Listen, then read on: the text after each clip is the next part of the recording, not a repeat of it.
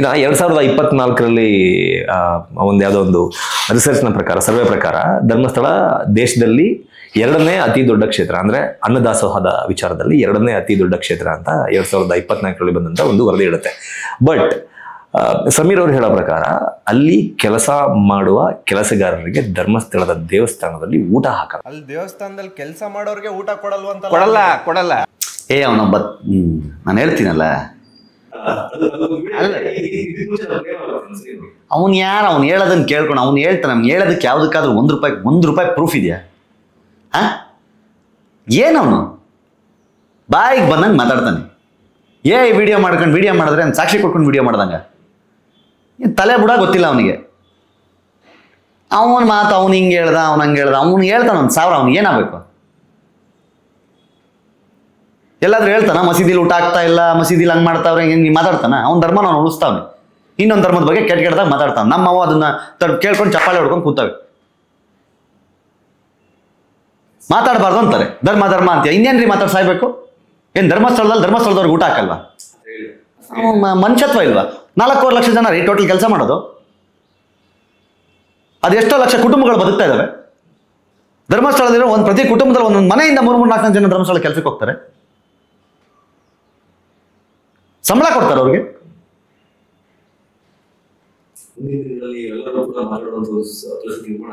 ಬರುತ್ತೆ, ಎಲ್ಲೂ ಹೋಗಲ್ಲ. ಬಟ್ ಒಂದು ವಿಷಯ, ಇವರು ನಾಳೆನೂ ಹೇಳೋದು, SIT ಬುಕ್ ಆಗಿದೆ. SIT ಅವರು 500 ಕೋಟಿ ರೂಪಾಯಿ ಆಂಬುಲೆನ್ಸಲ್ಲಿ ಹೋಯ್ತು, 1000 ಕೋಟಿ ರೂಪಾಯಿ ಟೆಂಪೋ ಟ್ರಾವೆಲರ್ ಹೋಯ್ತು ಅಂತಾನೆ ಮಾತಾಡೋದು ಇವರು.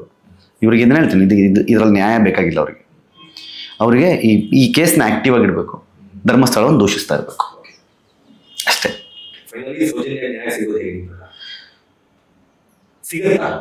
ಸೌಜನ್ಯಗೆ ನ್ಯಾಯ ಸಿಗಬೇಕು ಅಂತಂದ್ರೆ, ಸೌಜನ್ಯ ತಾಯಿ ಕುಸುಮಾವತಿಯವರು ಸರ್ಕಾರಕ್ಕೆ ವಿಧಾನಸೌಧ ಎದುರುಗಡೆ ಇದೇ ಮಹೇಶ್ ತಿಮರೋಡಿ, ಇದೇ ಸಮೀರ್, ಇದೇ ಗಿರೀಶ್ ಮಟ್ಟಣ್ಣನವರು, ಯಾಕಂದರೆ ಸಾಕ್ಷಿ ಇರೋದು ಅವ್ರು 3 ಜನದ ಹತ್ರ, ಅವರು 3 ಜನರ ಬಳಿ ಇರುವ ಸಾಕ್ಷಿಯನ್ನು ಹಿಡ್ಕೊಂಡೋಗಿ ಸರ್ಕಾರಕ್ಕೆ ಮರು ತನಿಖೆಗೆ ಆದೇಶ ಮಾಡುವಂತೆ ಒತ್ತಾಯಿಸಬೇಕು. ಯಾಕಂದರೆ ಅವತ್ತು ಮರು ತನಿಖೆಗೆ ಯಾಕೆ ಒಪ್ಪಲಿಲ್ಲ ಅಂತಂದರೆ ಸಾಕ್ಷಿಗಳ ಕೊರತೆ ಇತ್ತು ಅಂತ. ಇವತ್ತು ಇವರು 3 ಜನ ಹತ್ರ ಸಾಕ್ಷಿ ಇದೆ. ಸಾಕ್ಷಿ ಇರೋದ್ರಿಂದ ಸಾಕ್ಷಿಗಳನ್ನ ಇಟ್ಕೊಂಡು ಹೋಗಿ ಅಲ್ಲಿ ಹೋರಾಟ ಮಾಡಿ, ಯಾರು ಸಾಕ್ಷಿಗಳ ಆಧಾರದ ಮೇಲೆ ಯಾರು ತಪ್ಪಿತಸ್ಥರು ಅನ್ನೋದು ಅವರಿಗೆ ಶಿಕ್ಷೆ ಕೊಡಿಸಿದಾಗ ಮಾತ್ರ ಇದಕ್ಕೆ ನ್ಯಾಯ ಸಿಗುತ್ತೆ. ಬೇರೆ ಏನಿದೆ? ಇವರು ಕುಸುಮಾವತಿ ಅವರು ಮಾತಾಡ್ತಾರೆ, ಮೆಡಿಕಲ್ ರಿಪೋರ್ಟ್ನಲ್ಲಿ FSL ಅವತ್ತಿನ ದಿನನೇ ಆ ಪೋಸ್ಟ್ ಮಾರ್ಟಮ್ ಆಗಿದೆ ಸೌಜನ್ಯ ತಂಗಿದು. ಆ ಹೆಣ್ಮಗಳ ದೇಹದ ಮೇಲೆ ಇಂಟರ್ಕೋರ್ಸ್ ಆಗಿಲ್ಲ, ಅವ್ರ ಜೊತೆ ಸೆಕ್ಸ್ ಆಗಿಲ್ಲ. ರೇಪ್ ಅಲ್ಲಲ್ಲ, ರೇಪ್ ಇನ್ ದ ಸೆನ್ಸ್ ಬರೀ ಸೆಕ್ಸ್. ಮೆಡಿಕಲ್ ಟರ್ಮ್ಸ್ ಅಲ್ಲಿ ಓವರ್ ಆಲ್ ನೀನು ಅವಳ ಗುಪ್ತಾಂಗಗಳಿಗೆ ಕೈ ಹಾಕಿದ ತಕ್ಷಣ ಅದು ಅತ್ಯಾಚಾರ ಅಂತ ಆಗ್ಬಿಡುತ್ತೆ ಬಿಡು. ನಾನು ಹೇಳ್ತಾ ಇರೋದು ಅವಳಿಗೆ ಇಂಟರ್ಕೋರ್ಸ್ ಆಗಿಲ್ಲ ಅಂತ. ಅದನ್ನು ರುದ್ರಮುನಿಯವರು ತುಂಬಾ ಚೆನ್ನಾಗಿ ಹೇಳ್ತಾರೆ. ಆ ತಾಯಿಗೆ ನಾನು ಎಕ್ಸ್ಪ್ಲೈನ್ ಮಾಡ್ತೀನಿ, ನಿನ್ನ ಮಗಳು ಪವಿತ್ರವಾಗಿ ಸತ್ತಿದ್ದಾಳೆ, ತಲೆ ಕೆಡ್ಸ್ಕೊಬೇಡಮ್ಮ ಅಂತ ಅನ್ನೋದನ್ನ ಅರ್ಥ ಮಾಡಿಸಿದೀನಿ ಅಂತ. ಅಂದ್ರೆ ಆ ಹೆಣ್ಣು ಮಗುಗೆ ಅವತ್ತಿನ ದಿನ ಇಂಟರ್ಕೋರ್ಸ್ ಆಗಿಲ್ಲ ಅನ್ನೋದನ್ನು ತುಂಬಾ ಸ್ಪಷ್ಟವಾಗಿ ಮೆಡಿಕಲ್ ರಿಪೋರ್ಟ್ಸ್ ಮೆನ್ಷನ್ ಇದೆ. ಬಟ್ ಈ ಕುಸುಮಾವತಿ ಅವ್ರ ನೆನ್ನೆ ಯಾವುದೋ ಇಂಟರ್ವ್ಯೂ ಮಾತಾಡ್ಬೇಕಾದ್ರೆ ಹೇಳ್ತಾರೆ, ನನ್ನ ಮಗಳ ಮೇಲೆ ಗ್ಯಾಂಗ್ ರೇಪ್ ಆಗಿದೆ ಅಂತ. ಒಂದು ತಾಯಿ ಒಂದು ಮಗಳ ಸಾವಿಗೆ ನ್ಯಾಯಕ್ಕೆ ಹೋರಾಡಬೇಕು ಅನ್ನೋ ಬರದಲ್ಲಿ ಮಗಳ ಮೇಲೆ ಗ್ಯಾಂಗ್ ರೇಪ್ ಆಗಿದೆ ಅಂತ ಮಾತಾಡ್ತಾರಲ್ಲ, ಸಾಕ್ಷಿಗಳಿಲ್ಲದೆ ಬೇಜಾರಾಗಲ್ವಾ? ತಪ್ಪಲ್ವಾ ಅದು ಮಾತು? ಅಮ್ಮ, ಆ ಹೆಣ್ಮಗು ಇವತ್ತೆಲ್ಲೋ ಸ್ವರ್ಗದಲ್ಲಿದೆ, ಅಲ್ಲೂ ನೆಮ್ಮದಿಯಾಗಿ ಬದುಕಕ್ಕೆ ಬಿಡಬಾರ್ದು ಆ ಹೆಣ್ಮಗುನ. ಒಂದು ತಾಯಿಯಾಗಿ ಮಗಳ ಮೇಲೆ ಆಗದೆ ಇರೋ ಯಾರಾದ್ರೂ ಒಬ್ಬ ರಸ್ತೆಯಲ್ಲಿ ಚುಡಾಯಿಸ್ದ ಅನ್ನೋದು ಗೊತ್ತಾದ್ರೆ ನಮ್ಮ ಊರುಗಳಲ್ಲಿ ಹಿಡ್ಕೊಂಡ್ ಬಡಿಯೋದಲ್ಲ, ಮಗಳನ್ನ ಪ್ರೊಟೆಕ್ಟ್ ಮಾಡಕ್ ಟ್ರೈ ಮಾಡ್ತಾರೆ ಫಸ್ಟು. ಯಾರೋ ಚುಡಾಯಿಸ್ತಾ, ಯಾರೋ ಲವ್ ಲೆಟರ್ ಕೊಟ್ಟ ಅಂದ ತಕ್ಷಣ ನನ್ನ ಮಗಳಿಗಲ್ಲ, ನನ್ನ ಮಗಳು ಅಂತವಳಲ್ಲ ಅಂತ. ಇಲ್ಲಿ ಸಾಕ್ಷಿಗಳೇ ಇಲ್ಲದೆ ನನ್ನ ಮಗಳ ಮೇಲೆ ಗ್ಯಾಂಗ್ ರೇಪ್ ಆಗಿದೆ ಅಂತ ಮಾತಾಡ್ತಾರೆ. ಚಿಚೆ, ನನ್ನ ದೇವರಲ್ಲಿ ಹೇಳ್ತೀನಿ, ನನಗೆ ಆಶ್ಚರ್ಯ ಆಗುತ್ತೆ, ಹಿಂಗೂ ಸಾಧ್ಯನಾ? ಆಮೇಲೆ ಸರ್ಕಾರದ ಮೇಲೆ ಒಂದು ಆರೋಪ ಮಾಡ್ತಾರೆ, ಕೋರ್ಟ್ ಹಿಡಿದೆ ಒಂದು ಎಕ್ವಿಟಿ ಕಮಿಟಿ ಮಾಡಬೇಕು ಅಂತ ಹೇಳ್ಬಿಟ್ಟು, ಇವತ್ತವರೆಗೂ ಮಾಡಿಲ್ಲ. ಅದನ್ನ ಮಾಡಿದ್ರೆ ಯಾರು ರೇಪ್ ಮಾಡಿದ್ರೆ ಗೊತ್ತಾಗುತ್ತೆ, ಶಿಕ್ಷೆ ಆಗುತ್ತೆ, ಅವಾಗ ನಾವೊಂದು ಕೊಡ್ತೀವಿ ಅಂತ. ಒಂದು ಕೋರ್ಟ್ ಆರ್ಡರ್ ಇದ್ರೂ ಕೂಡ ಸರ್ಕಾರ ಮಾಡ್ತಾ ಇಲ್ಲ ಅನ್ನೋದು ಅದೊಂದು. ಕೋರ್ಟ್ ಆರ್ಡರ್ ಇದ್ರೂ ಸರ್ಕಾರ ಮಾಡ್ತಿಲ್ಲ ಅಂತಂದ್ರೆ ಸರ್ಕಾರಕ್ಕೆ ಈಗ CBI ಅದನ್ನು ರಿಜೆಕ್ಟ್ ಮಾಡಿದೆ ಅಂತ ಗೊತ್ತಾಗಿದೆ, ಹೈಕೋರ್ಟ್ ಅದನ್ನು ರಿಜೆಕ್ಟ್ ಮಾಡಿದೆ ಅಂತ ಗೊತ್ತಾಗಿದೆ. ಅದರೆಲ್ಲದರ ಆಧಾರದ ಮೇಲೆ ಇವ್ರ ಹತ್ರ ಇರೋ ಡಾಕ್ಯುಮೆಂಟ್ಸ್ ತಗೊಂಡೋಗಿ ಕೊಟ್ಟಿದ್ದಿದ್ರೆ ಸರ್ಕಾರ ಇಷ್ಟೊತ್ತಿಗೆ ನಾನು ಹೇಳ್ತಾ ಇದ್ದೆ ಅಲ್ಲ, ಎಕ್ವಿಟಿ ಕಮಿಟಿ ಅಂತಂದ್ರೆ ಇವ್ರ ಹತ್ರ ಇರೋ ಪೂರಕ ಸಾಕ್ಷಿಗಳನ್ನ ಮತ್ತೆ ವೆರಿಫೈ ಮಾಡ್ತಾರೆ, ಅಥವಾ ಪ್ರೀವಿಯಸ್ ಕೇಸ್ನಲ್ಲಿರುವಂತಹ ಯಾವ ಅಂದರೆ ರೂಪಾಲಿ ಅವರು ಇರ್ಬೋದು, ಆಮೇಲೆ ಯೋಗೀಶ್ ಅವತ್ತಿನ ಯೋಗೇಶ್ ಇರ್ಬೋದು, ಭಾಸ್ಕರ್ ರೈ ಅವ್ರು ಇರ್ಬೋದು, ಯಾರ್ಯಾರು ಇದ್ರೋ ಈ ಕೇಸಿಗೆ ಸಂಬಂಧಪಟ್ಟಂಗೆ, ಮಾಬಲ್ ಶೆಟ್ಟಿ ಇರೋರು ಅವರೆಲ್ಲ ಇನ್ನೂ ಜೀವಂತವಾಗಿದ್ದಾರೆ. ಯಾಕೆ ಇನ್ವೆಸ್ಟಿಗೇಟ್ ಆಗಬಾರ್ದು? ಸರಿ, ಕೋರ್ಟ್ನಿಂದ ಬೆನಿಫಿಟ್ ಆಫ್ ಡೌಟ್ಸ್ ಮೇಲೆ ಹೊರಹೋದ ಸಂತೋಷ್ ರಾವ್ ಇಲ್ಲಿಯ ತನಕ ಮಾಧ್ಯಮಗಳಿಗೆ ಸಿಗದ ಹಾಗೆ ನೋಡ್ಕೊಳ್ತಾ ಇರೋರು ಯಾರು? ಇಲ್ಲಿ ತನಕ ಎಲ್ಲಿದ್ದಾನೆ ಅಂತ ಗೊತ್ತಾಗ್ತಿದ್ದಂಗೆ ಅವನನ್ನ ಬಚ್ಚಿಟ್ಟಿರೋರು ಯಾರು? ಕಾರ್ಕಳದ ದೇವಸ್ಥಾನದಲ್ಲಿ ಕೆಲಸ ಮಾಡ್ಕೊಂಡಿದ್ದಾರೆ. ಎಲ್ಲಿ? ಓಕೆ, ಎಲ್ಲಿ? ಯಾರು? ಅಲ್ಲ, ಅದನ್ನು ಯಾರೋ ಯೂಟ್ಯೂಬರ್ ಒಂದು ಸಂದರ್ಶನದಲ್ಲಿ, ಅಂದ್ರೆ ಸಂದರ್ಶನ ಸಂದರ್ಶನ ಆ ದೇವಸ್ಥಾನದ ಮೇಲ್ವಿಚಾರಕರ ಸಂದರ್ಶನ ಮಾಡ್ತಾರೆ. ಅಲ್ಲಿ ಸಂತೋಷ್ ರಾವ್ ಪ್ರತಿನಿತ್ಯ ಬೆಳಗಿನ ಸಂಜೆ ಕೆಲಸ ಮಾಡ್ಕೊಂಡು ಇಲ್ಲೇ ಇದ್ದಾನೆ ಅಂತ ಹೇಳ್ತಾರೆ ಅಂತ ತೋರಿಸಿದ್ದಾರೆ. ಸಂತೋಷ್ ರಾವ್ ತೋರಿಸಿದ್ದಾರೆ. ಹಂಗಿದ್ರೆ ಅಂದ್ರೆ ಒಂದು 2 ವರ್ಷಗಳ ಕೆಳಗಡೆ, 2 ವರ್ಷ ನಾಟ್ ರೈಟ್, ನಂಗೆ ಗೊತ್ತಿಲ್ಲ. ಎಲ್ಲೂ ಮಾಧ್ಯಮಕ್ಕೆ ಅದಾದ್ಮೇಲೆ ಸಿಕ್ಕಿಲ್ಲ, ಬೈಟ್ ಇಲ್ಲ. ಥರ್ಡ್ ಐ ಅಂತ ಒಂದು ಯೂಟ್ಯೂಬ್ ಚಾನಲ್ ಇದೆ. ಆ ಯೂಟ್ಯೂಬ್ ಚಾನಲ್ ನಲ್ಲಿ ಆ ಕಾರ್ಕಳದ ದೇವಸ್ಥಾನದಲ್ಲಿ ಸಂತೋಷ್ ರಾವ್ ಕೆಲಸ ಮಾಡ್ಕೊಂಡು ಇರುವಂತಹ ಒಂದಷ್ಟು ಫುಟೇಜ್ ಕೂಡ ಬಂದಿದೆ. 2 ವರ್ಷದ ಮುಂಚೆ ಅಂದ್ರೆ ಆತನ ಇಂಟರ್ವ್ಯೂ ಮಾಡಿಲ್ಲ, ಇಂಟರ್ವ್ಯೂ ಅಲ್ಲ, ಮಾಧ್ಯಮಗಳಿಗೆ ಎಲ್ಲೂ ಹೇಳಿಕೆಗಳನ್ನು ಕೊಟ್ಟಿಲ್ಲ. ಆಯ್ತಪ್ಪ, ಈಗ ಒಬ್ಬ ನಿರಪರಾಧಿ ಅಂತ ಆದ್ಮೇಲೆ ನೋಡಿದ್ರ ನಾನೇನು ಮಾಡಿರ್ಲಿಲ್ಲ, ನನ್ನ ಅನ್ಯಾಯವಾಗಿ ಹಿಂಗೆ ಸಿಕ್ಸ್ಬಿಟ್ರು ಅಂತ ಒಂದು ಹೇಳಿಕೆ ಏನಾದ್ರು ಕೊಟ್ಟೋಗ್ಬೋದಿತ್ತು. ಮಾಧ್ಯಮಗಳ ಎದುರಿಗೆ ಅವ್ನು ಮಾತಾಡದೇ ಇರೋ ತರ ನೋಡ್ಕೊಂಡವ್ರು ಯಾರು?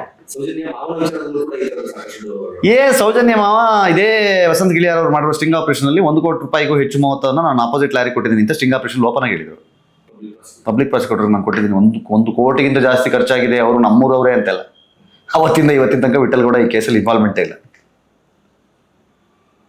ಮೊದಲು TV 9 ಹೋಗಿದ್ದೆ ವಿಠಲ್ ಗೌಡ, ಕುಸುಮಾವತಿ ಮತ್ತು ಚಂದಪ್ಪ. ಇವತ್ತಿಗೂ ವಿಠಲ್ ಗೌಡ ಈ ಕೇಸಿಗೆ ಸಂಬಂಧನೇ 1 ವರ್ಷದಿಂದ ಹೊರಗಡೆ ಇಟ್ಬಿಟ್ಟಾರೆ ಸತ್ಯ ಹೇಳಿದ್ದಕ್ಕೆ. ಇಫ್ ಇನ್ ಕೇಸ್ ಭೀಮಾ ಮಾಡೋ ಅಲಿಗೇಷನ್ಸ್ ಅಷ್ಟು ಸುಳ್ಳಾದ್ರೆ ಏನಾಗ್ಬೋದು ನಾಳೆ? ಅಂದ್ರೆ ಲೈಕ್ ನಮ್ಮ ಕಾನೂನಿನ ಚೌಕಟ್ಟು ಪರಿವ್ಯಾಪ್ತಿಲಿ ಆಲ್ರೆಡಿ ಆತ ಬರ್ಕೊಟ್ಟಿದ್ದಾನೆ. ನಾನು ಮಾಡಿರುವಂತಹ ಆರೋಪಗಳು ಸುಳ್ಳು ಅಂತ ನಿಜ ಆದ್ರೆ ನನ್ನನ್ನು ಅರೆಸ್ಟ್ ಮಾಡಿ ನಾನು ಆಕ್ಷನ್ ತಗೋಬಹುದು ಅನ್ನೋದನ್ನ ಅವನ ರೆಡಿ ಇದ್ದೀನಿ ಅಂತ ಹೇಳಿದ್ದಾನೆ. ಇವಾಗ ಆಯ್ತು, ಪಾಯಿಂಟ್ಗಳ ಮೇಲೆ ಪಾಯಿಂಟ್ಗಳಾಗ್ತಿದೆ, ಆಗದಿದ್ದು ಆಗಿದೆ. ಸರ್ಕಾರದ ದುಡ್ಡಿನಲ್ಲಿ ಪ್ರತಿದಿನ 3.5-4 ಲಕ್ಷ ರೂಪಾಯಿಗಳನ್ನು ವ್ಯವಹಾರ ಮಾಡಿ, ನಮ್ದು ಸರ್ಕಾರದ ದುಡ್ಡು, ನಮ್ದು ಅಂತ ಯಾಕೆ ಹೇಳೋಣ? ಸರ್ಕಾರದ ದುಡ್ಡು ಯಾರ್ದು ಅನ್ನೋದನ್ನ ಜನಕ್ಕೆ ಗೊತ್ತಿದೆ. ಮಾಡ್ತಾರೆ, ಮಾಡಿ. ನಾನು ಹೇಳ್ತಾ ಇರೋದು, ಶವ ಹೂಳಿದ ಜಾಗದಲ್ಲಿ ಅಸ್ಥಿ ಪಂಜರವೇ ಸಿಗೋದು, ಮುತ್ತುರತ್ನಗಳು ಸಿಗೋದಿಲ್ಲ. ಅಲ್ಲಿ ಅಸ್ಥಿ ಪಂಜರವೇ ಸಿಗೋದು. ಎಲ್ಲದಕ್ಕೂ ಒಂದು ಟೈಮ್ ಅಂತಿದೆ, ಎಲ್ಲದಕ್ಕೂ ಒಂದು ತೀರ್ಮಾನ ಅಂತಿದೆ, ಒಂದು ತೀರ್ಪು ಅಂತಿದೆ. ಅದು ಬರುವವರೆಗೂ ಸ್ವಲ್ಪ ಶಾಂತಿಯಿಂದ, ತಾಳ್ಮೆಯಿಂದ ಕಾಯುವ ಕೆಲಸವನ್ನು ನಾವು ನೀವು ಮಾಡೋಣ ಅಷ್ಟೇ. But last but not the list, power ಟಿವಿಯ ಒಂದು ಇನ್ವೆಸ್ಟಿಗೇಷನ್ ಜರ್ನಲಿಸಮ್ ಅನ್ನ ನೋಡ್ತಾ ಇದ್ದಾರೆ. ಅಂದ್ರೆ ಇತ್ತೀಚಿನ ದಿನಗಳಲ್ಲಿ ನಾನು ಆ ತರಹದ ಒಂದು ಅಗ್ರೆಷನ್ ನಲ್ಲಿ ಒಂದು ಇನ್ವೆಸ್ಟಿಗೇಷನ್ ಜರ್ನಲಿಸಮ್ ಮಾಡಿರೋದನ್ನ ನಾನು ಇತ್ತೀಚೆಗಂತೂ ನಾನು ನೋಡಿಲ್ಲ. ಅಂದ್ರೆ ಈ ಪ್ರಕರಣದಲ್ಲಿ, ಅಂದ್ರೆ ಸೌಜನ್ಯ ಪ್ರಕರಣದಲ್ಲಿ, ಧರ್ಮಸ್ಥಳ ಪ್ರಕರಣದಲ್ಲಿ ಏನ್ ಪವರ್ ಟಿವಿ ರಾಕೇಶ್ ಶೆಟ್ಟಿ ಅವರ ವಿರುದ್ಧ ಒಂದಷ್ಟು ಏನು ಅಲಿಗೇಷನ್ಸ್ ಬರ್ತಾ ಇದೆ, ಒಂದಷ್ಟು ಆರೋಪಗಳು ಬರ್ತಾ ಇದೆ. ಅವರು ಸಾಕಷ್ಟು ಆರೋಪಗಳನ್ನ ಬೇರೆಯವರ ಮೇಲೆಲ್ಲ ಮಾಡ್ತಾ ಇದ್ದಾರೆ. ಇದನ್ನ ಒಪ್ಪದೇ ಇರುವಂತ ನಾವು ಅದೇ ಪವರ್ ಟಿವಿಯಲ್ಲಿ ಅವತ್ತಿಗೆ ಯಾರು ಮುಟ್ಟದೇ ಇರುವಂತಹ ಪ್ರಜ್ವಲ್ ರೇವಣ್ಣನ ಕೇಸನ್ನ ಕರ್ನಾಟಕದಲ್ಲಿ ಫಸ್ಟ್ ತಗೊಂಡು ಇವತ್ತು ಆ ವ್ಯಕ್ತಿಗೆ ವಿತಿನ್ 14 ಮಂತ್ಸ್ ಒಳಗಡೆ ಆದ ದೋಷಿ ಅಂತಾಗಿ ಜೀವಾವಧಿ ಶಿಕ್ಷೆಗೂ ಕಳಿಸಿದ್ದಕ್ಕೆ ಸ್ಟಾರ್ಟಿಂಗ್ ಒಂದು ಬುನಾದಿಯನ್ನು ಹಾಕಿದ್ದು ಅದೇ ಪವರ್ ಟಿವಿ.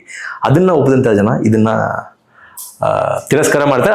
ಅಂಡ್ ದೆನ್ ಅದ್ರ ಜೊತೆಗೆ ಅವರ ಒಂದು ಇನ್ವೆಸ್ಟಿಗೇಷನ್ ಜರ್ನಲಿಸಮ್ ನೋಡ್ತಾರೆ. ತುಂಬಾ ಒಳ್ಳೆ ಎಕ್ಸಾಂಪಲು ಪ್ರಜ್ವಲ್ ಕೇಸಲ್ಲಿ.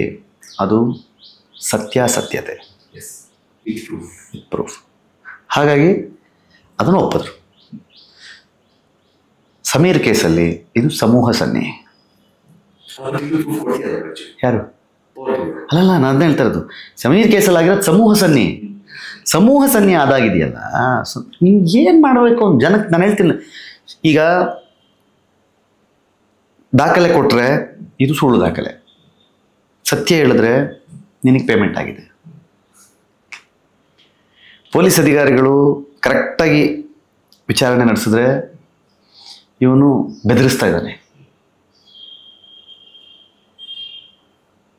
ಅಲ್ಲಿ ಮೂಳೆ ಸಿಕ್ಕಿಲ್ಲ ಅಂತ ಹೇಳಿದ್ರೆ ಇವರು ಮೂಳೆನ ಆಲ್ರೆಡಿ ಶಿಫ್ಟ್ ಮಾಡಿಬಿಟ್ಟಿದ್ದಾರೆ. ಮೂಳೆ ಸಿಕ್ತು ಅಂತ ಹೇಳಿದ್ರೆ ನೋಡಿದ್ರೆ ಇವರು ಎಂಥ ಹಲ್ಕಟ್ ಕೆಲಸಗಳನ್ನು ಮಾಡಿದ್ದಾರೆ. ಅಲ್ಲಿ ಸ್ಮಶಾನ ಇರಲಿಲ್ಲ, ಮುಂಚೆ ಉಳ್ತಾ ಇದ್ರು ಅಂತಂದರೆ 1972 ಫಾರೆಸ್ಟ್ ಆ್ಯಕ್ಟ್ ಪ್ರಕಾರ ಅಲ್ಲಿ ಯಾಕೆ ಉಳ್ತಾ ಇದ್ರಿ? ಅದಕ್ಕೆ UDR ನಂಬರ್ ಇದೆ ಅಂತಂದರೆ UDR ನಂಬರ್ ಮಾಡೋಕ್ಕೆ ಮುಂಚೆ ಅವ್ರ ಫ್ಯಾಮಿಲಿಗೆ ಆ ದೇಹವನ್ನು ಕೊಡಬೇಕು ಅಂತ ಅನಿಸಿರ್ಲ್ವ ನಿಮಗೆ ಅಂತ ಕೇಳ್ತಾರೆ.